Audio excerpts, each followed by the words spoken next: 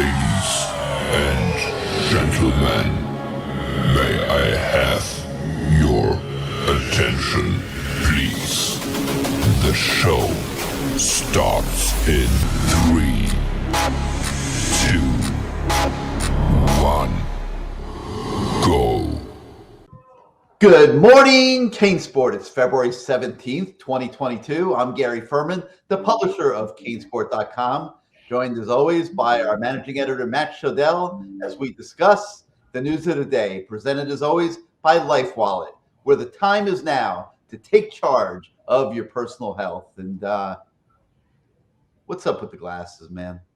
You Not screw with you. Yeah, like, come on, man. I mean, come on. Every time you wear those things, I end up blurry somehow. Listen, until you start promoting my product, I'm just going to keep wearing my glasses. When you start promoting my product, I'll stop wearing them. What's your product? Did you patent some type of stone crab torturing device? No, you know what it is. It's wife wallet. If you can't afford a purse for your wife, I have some inexpensive used wallets.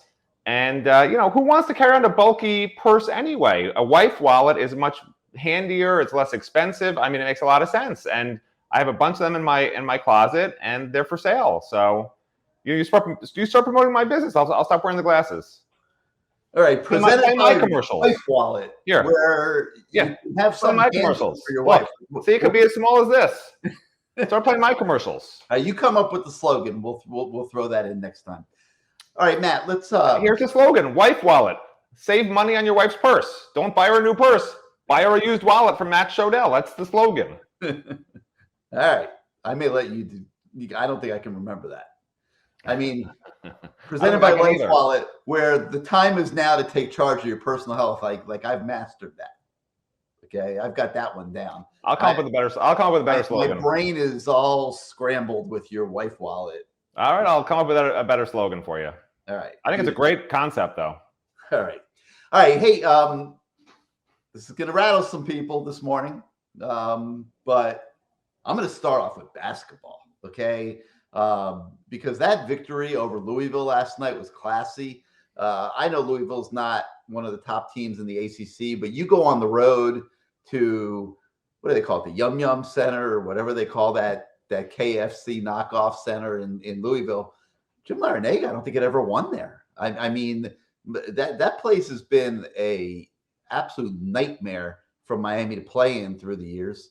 And they showed up, and Charlie Moore's hitting threes early, and Wong and Magusti weren't really getting going, but they kind of hung in there, and they had a commanding 8-10 point lead throughout most of the second half of the first half.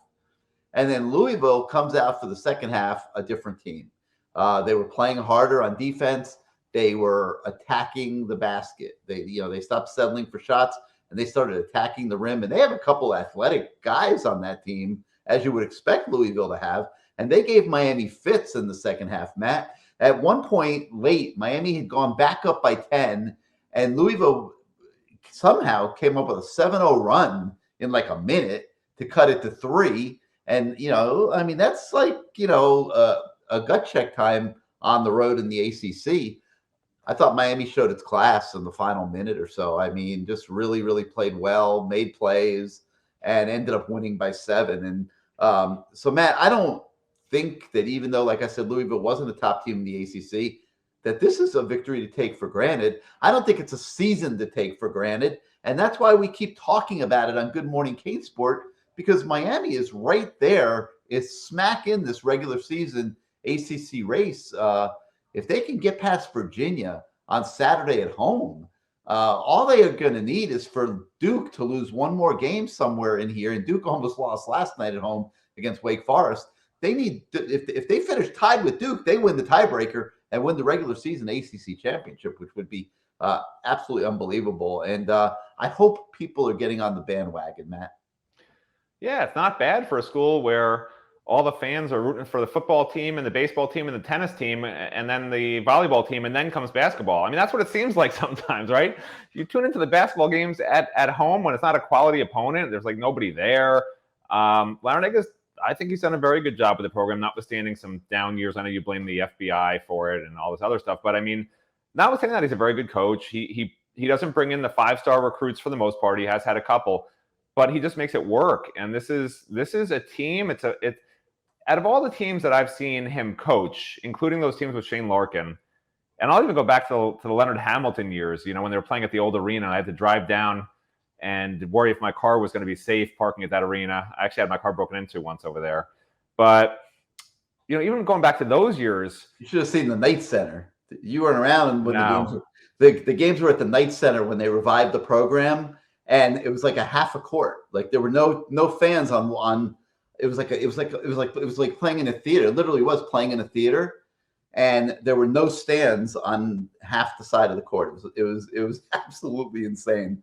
Well, what I was going to say was I can't remember a team that I've seen, period, that has legitimately 5 guys that sort of are working together so well. Usually it's 1 or 2 guys that'll be the guy, And yeah, they probably have the best backcourt 3 guards, I think, in the ACC, playing the best as a tandem.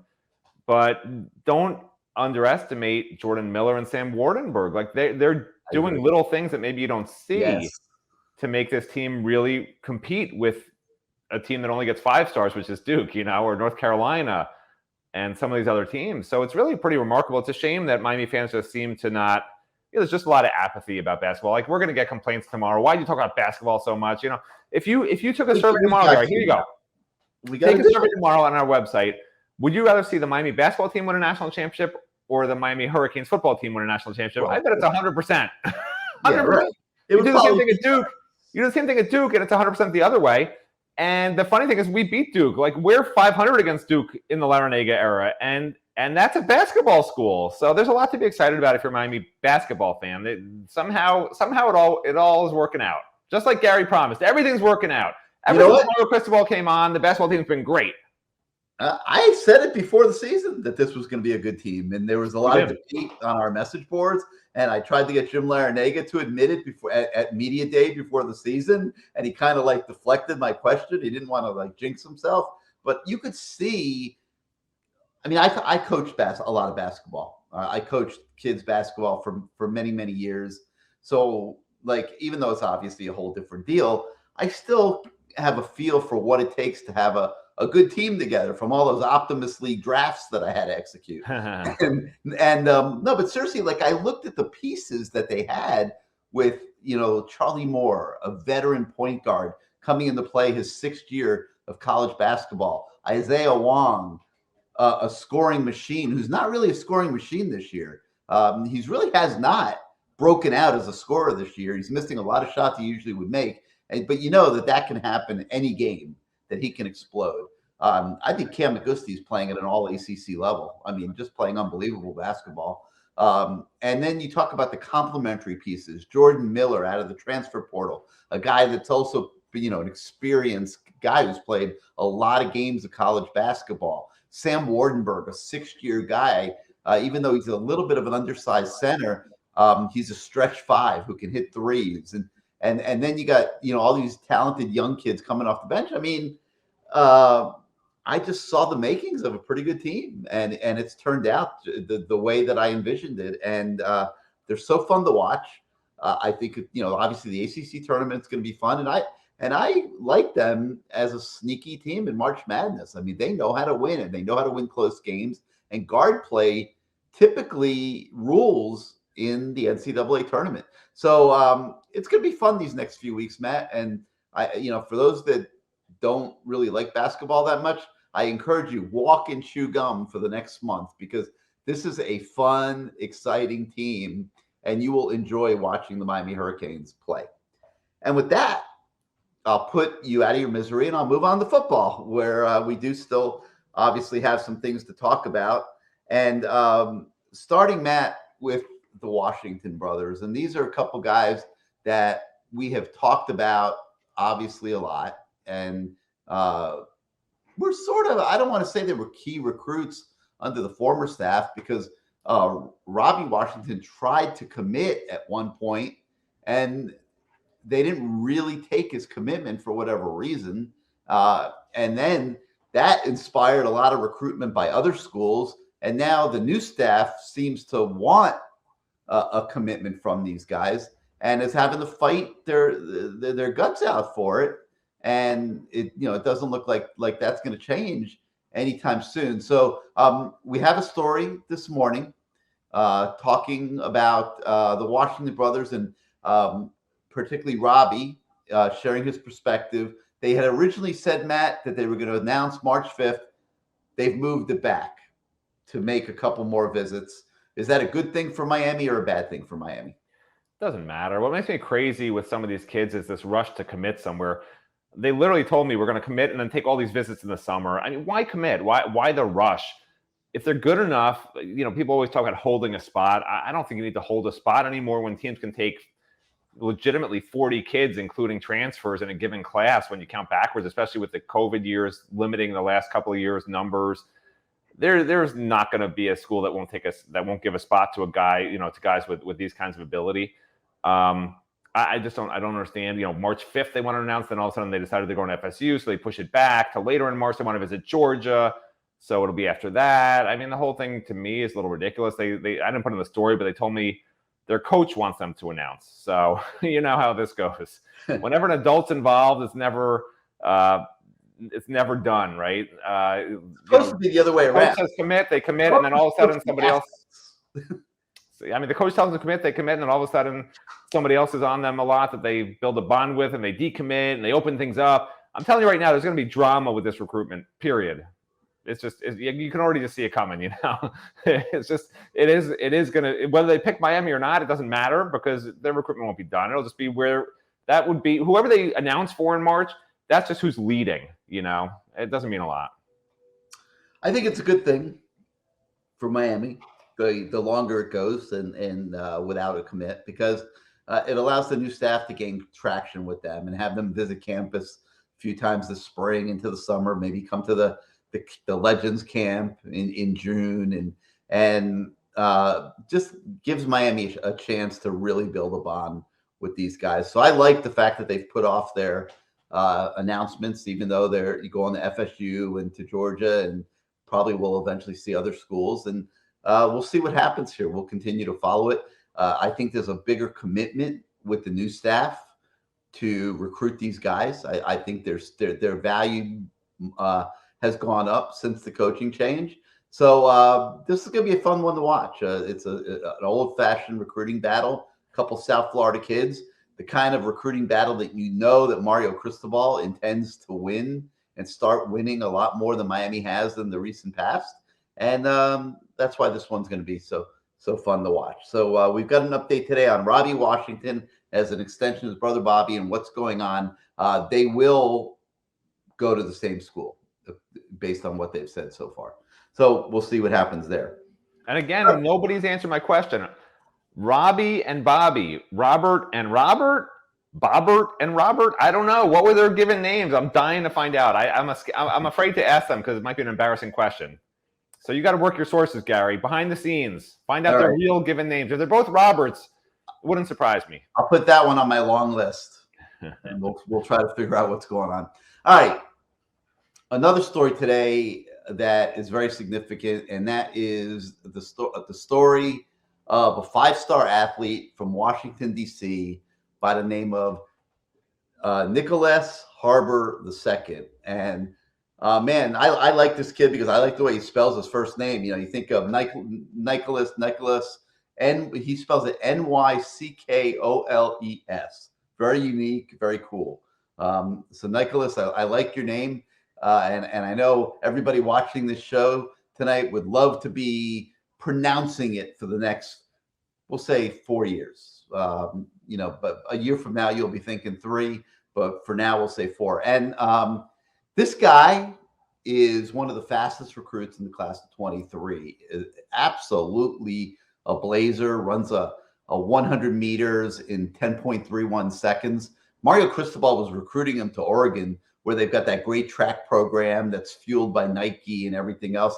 Immediately started to recruit him at Miami, re-offered him in his first hours on the job. And, Harbor seems to have a decent relationship with Cristobal. They're talking at least once a week. They text a lot. And there is very clear interest there and a visit in the works. And so we've got an update today. This is a kid that's taken visits already to Michigan, Oklahoma, Maryland, North Carolina, South Carolina, Clemson, NC State, Penn State. He's getting around. He's seeing a lot of schools. He has no favorites. He will at some point get to Miami. And then after that visit, we'll see where his recruitment stands. But so we've got an update on him today on the website as well. Let me take a moment here and let's hear from our friends at Life Wallet. We haven't shown the Gilbert Frierson commercial in a while. Let's play that. 911, what's your emergency? When you're injured or suffering a medical emergency,